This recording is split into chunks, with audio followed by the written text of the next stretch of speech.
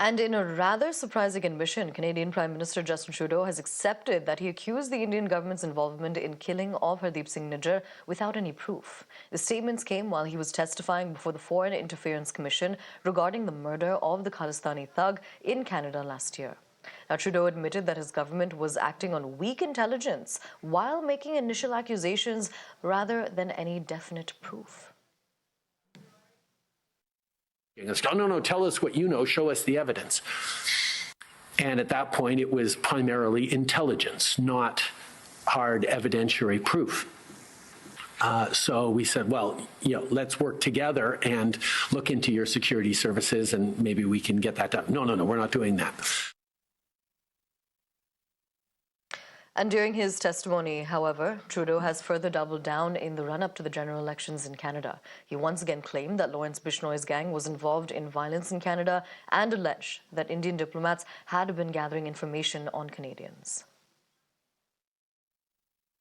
The goal of disrupting the chain that was diplomats collecting information on Canadians who are opponents or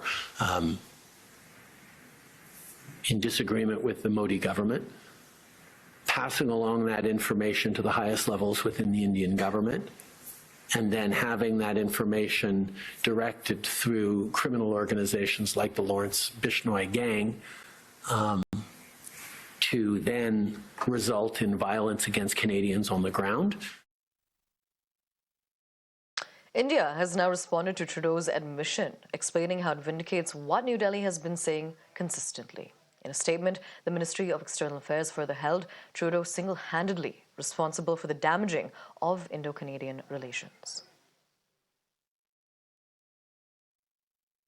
Well, Justin Trudeau could not have lied in front of the parliamentary panel, and hence he went on to say that on 19th of September, when he went on public about his accusations, his allegations against India, back then Canada didn't have any proof and no hard evidence.